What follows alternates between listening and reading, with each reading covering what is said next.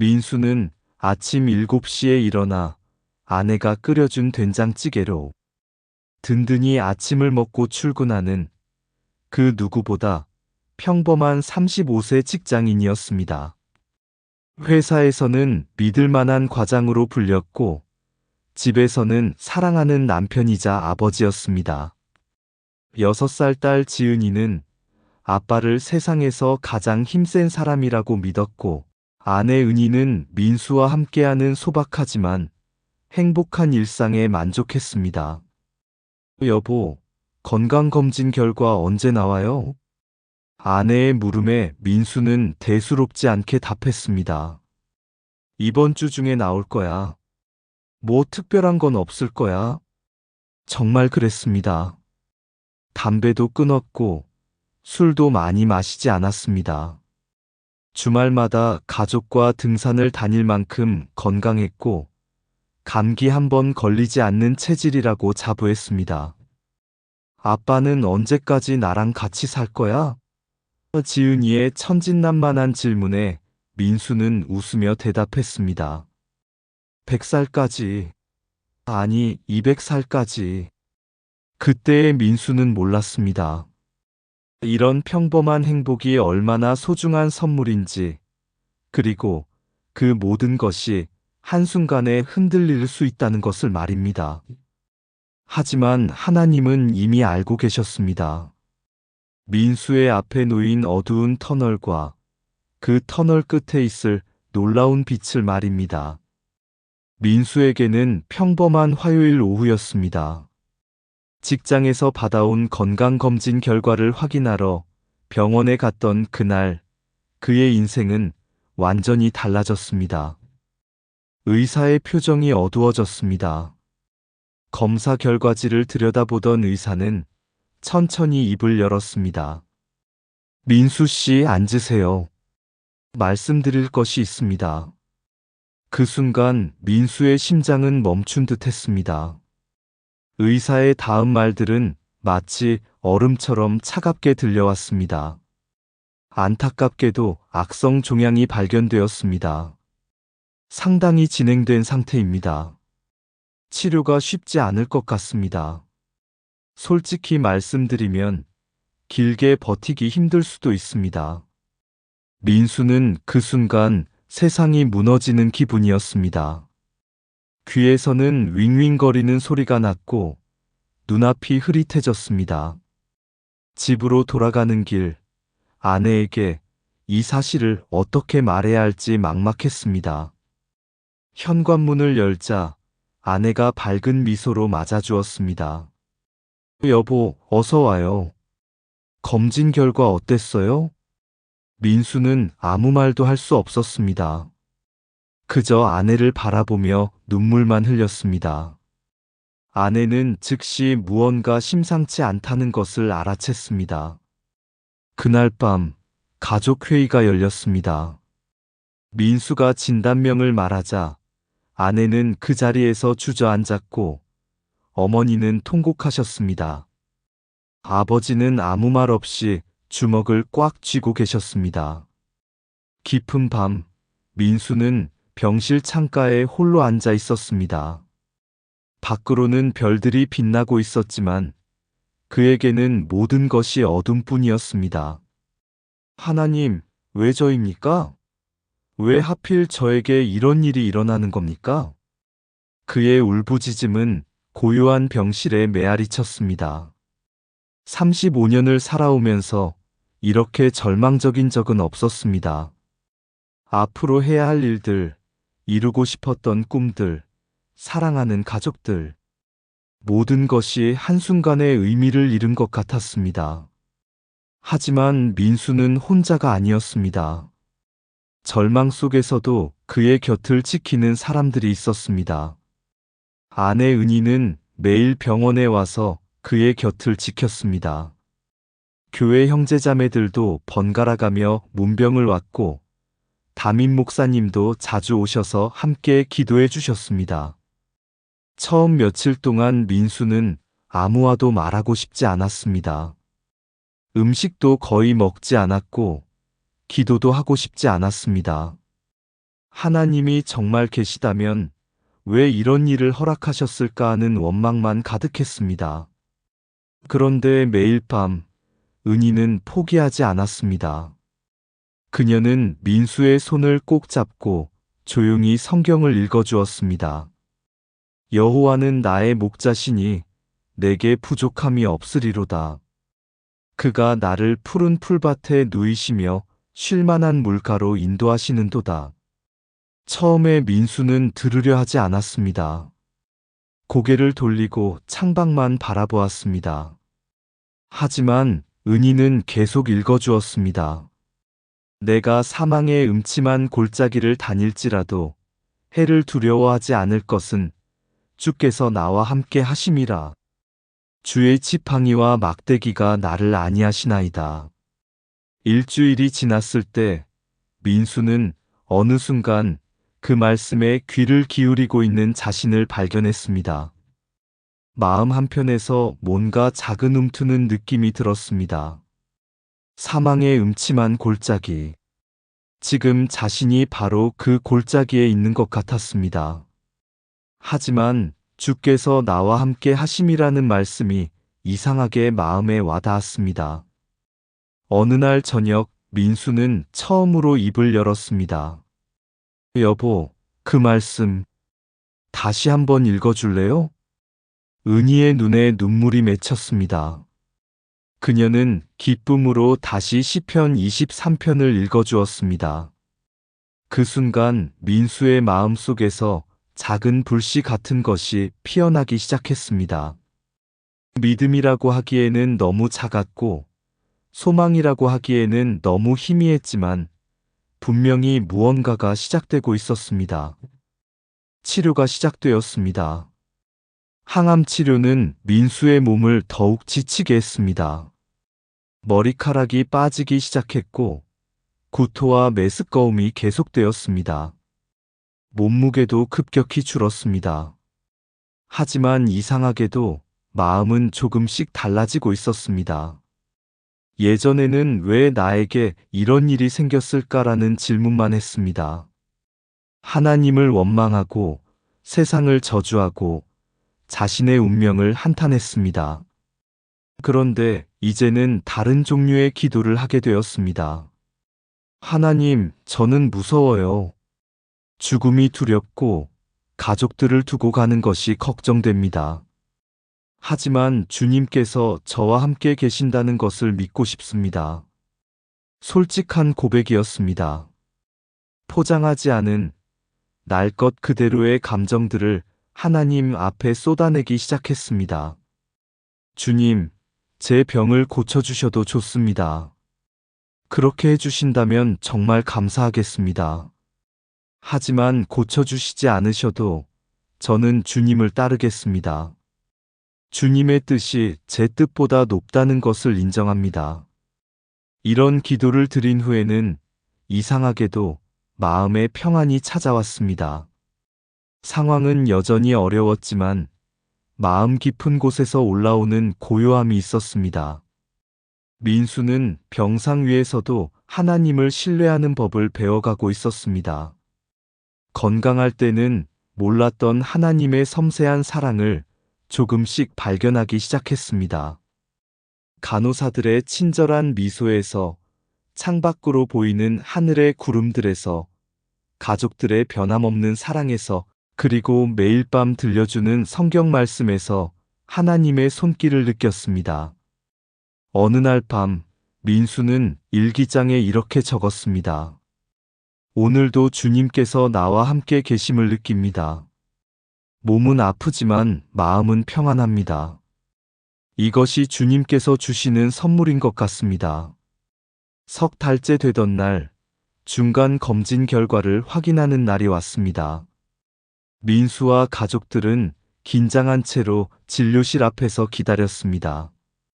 은희는 계속 기도하고 있었고, 민수 역시 마음속으로 하나님께 맡기는 기도를 드렸습니다. 주님, 결과가 어떻게 나오든 주님의 뜻을 받아들이겠습니다. 의사가 민수를 불렀습니다. 진료실에 들어가자 의사는 CT 촬영 결과를 모니터에 띄워놓고 한참을 바라보고 있었습니다.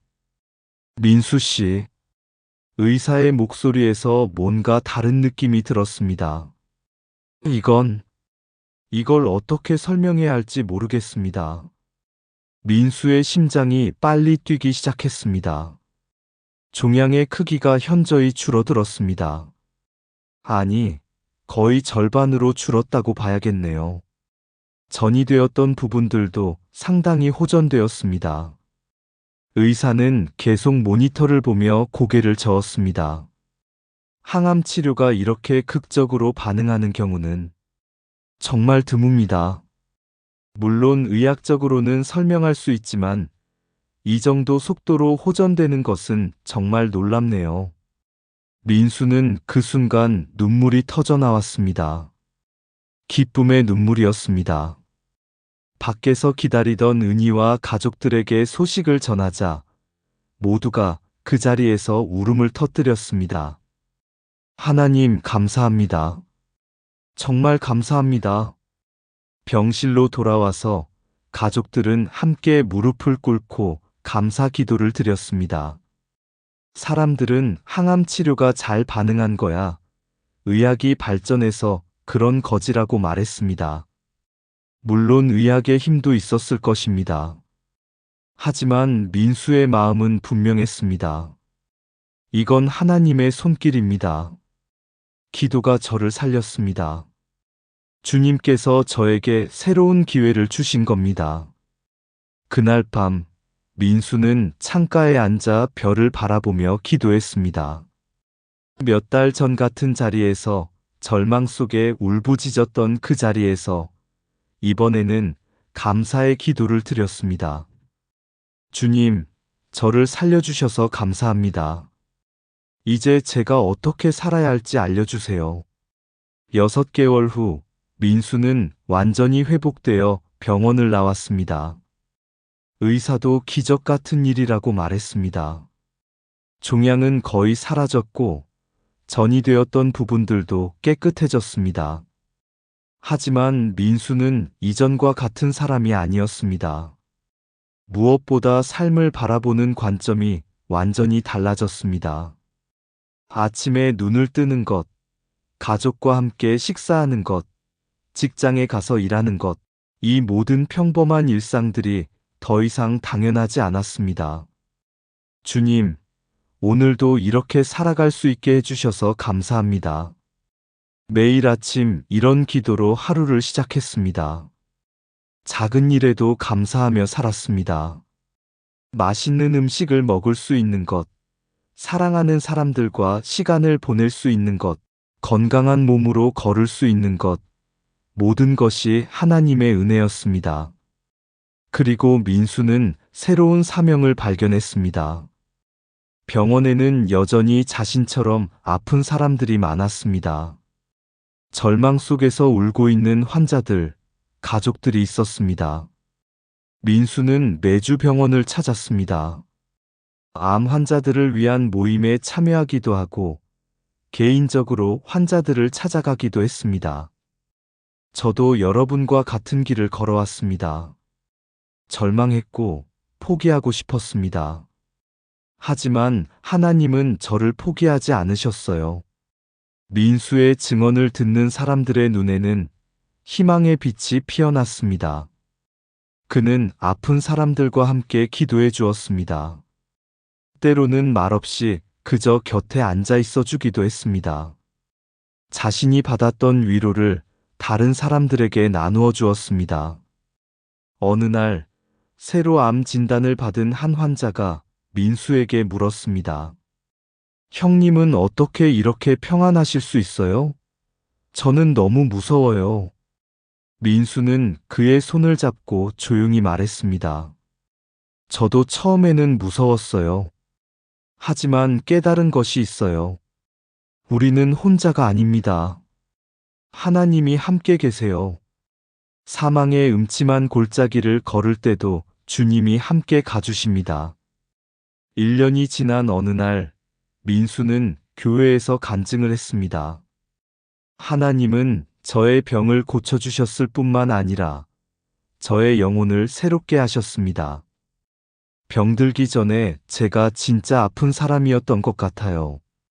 하나님을 모르고 살았거든요. 지금의 저는 몸도 건강하지만 영혼도 건강합니다. 그의 간증을 듣는 사람들의 눈에서도 눈물이 흘렀습니다. 민수는 지금도 매일 밤 그 병실 창가에서 했던 기도를 기억합니다. 절망 속에서 울부짖었던 그 기도, 그리고 감사로 응답받았던 그 기도를. 하나님의 계획은 우리가 생각하는 것보다 훨씬 크고 선하다는 것을 배웠습니다. 때로는 고난을 통해서도 하나님은 우리를 더 큰 축복으로 인도하십니다. 민수의 새로운 삶은 이제 시작이었습니다. 그는 살아있는 기적으로 하나님의 사랑을 증거하며 살아가고 있습니다. 사랑하는 여러분, 지금까지 민수의 이야기를 들으셨습니다. 어쩌면 여러분 중에도 지금 민수와 같은 어려운 터널을 지나고 계신 분들이 있을지 모릅니다. 질병으로, 경제적 어려움으로, 인간관계의 아픔으로, 혹은 설명할 수 없는 마음의 고통으로 힘들어하고 계실 수도 있습니다. 그런 여러분께 민수의 이야기가 전하고 싶었던 메시지는 바로 이것입니다. 우리 하나님은 정말 좋으신 분이시라는 것입니다. 하나님의 좋으심은 우리가 건강하고 모든 것이 순조로울 때만 나타나는 것이 아닙니다. 오히려 우리가 가장 어둡고 절망적인 순간에도 하나님은 우리와 함께 계시며 그분의 선하신 계획을 이루어 가십니다. 로마서 8장 28절은 이렇게 말씀합니다. 우리가 알거니와 하나님을 사랑하는 자, 곧 그의 뜻대로 부르심을 입은 자들에게는 모든 것이 합력하여 선을 이루느니라. 모든 것이 합력하여 선을 이룬다는 말씀입니다. 우리가 이해할 수 없는 고난도, 우리를 절망하게 만드는 아픔도 하나님은 그 모든 것을 사용하셔서 우리에게 더 큰 축복을 주시고 더 깊은 믿음을 선물해 주십니다. 민수가 병을 얻지 않았다면 그는 여전히 하나님을 당연하게 여기며 살았을 것입니다.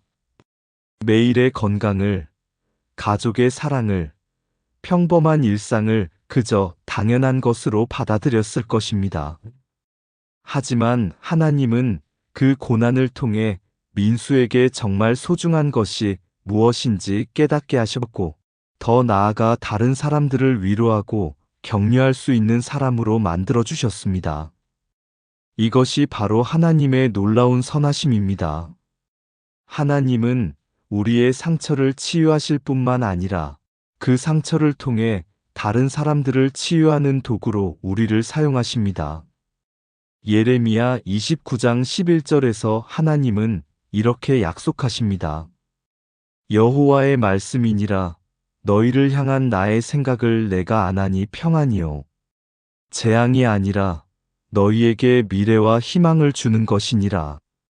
하나님이 우리를 향해 품고 계신 생각은 평안입니다. 재앙이 아닙니다. 미래와 희망을 주시려는 것입니다. 비록 지금 우리 눈에는 어둠만 보일지라도 하나님은 이미 우리를 위한 밝은 미래를 준비해 두고 계십니다. 그러므로 오늘 어려움을 겪고 계신 모든 분들께 말씀드리고 싶습니다. 포기하지 마십시오. 절망하지 마십시오. 우리 하나님은 살아계시고 우리를 사랑하시며 우리를 위한 선한 계획을 가지고 계십니다. 시편 30편 5절은 이렇게 말씀합니다. 그의 노염은 잠깐이요 그의 은총은 평생이로다. 저녁에는 울음이 깃들릴지라도 아침에는 기쁨이 오리로다. 지금 여러분의 저녁에 울음이 있을지 모릅니다. 하지만 반드시 아침이 올 것입니다.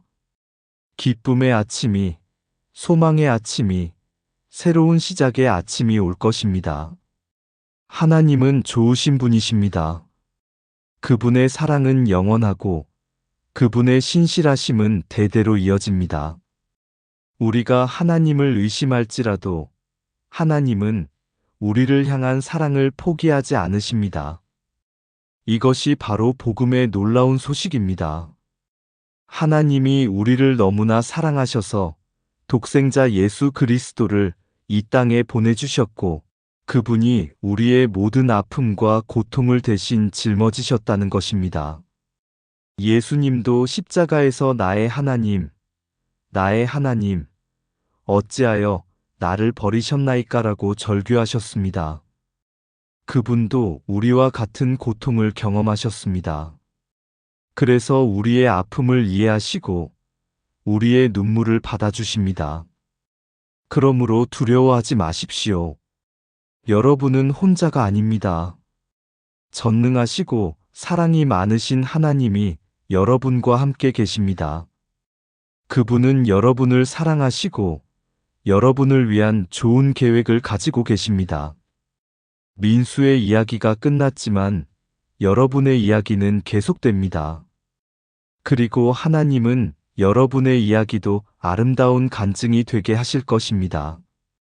오늘 밤 잠자리에 들기 전에 하나님께 여러분의 마음을 솔직하게 털어놓으시기 바랍니다. 두려움도, 걱정도, 아픔도 모두 그분께 맡기시기 바랍니다. 그리고 이렇게 고백해 보시기 바랍니다. 하나님, 저는 앞으로 어떤 일이 일어날지 모르겠습니다. 하지만 하나님이 좋으신 분이라는 것을 믿습니다. 하나님의 계획이 제 계획보다 선하다는 것을 믿습니다. 오늘 밤도 저와 함께 해주시고 내일 아침에도 새로운 은혜로 저를 깨워주시옵소서. 하나님은 정말 좋으신 분이십니다. 여러분을 사랑하시고 여러분과 함께 계시며 여러분을 통해 놀라운 일들을 이루실 것입니다. 이 확신을 가지고 평안한 밤 보내시기를 축복합니다. 아멘.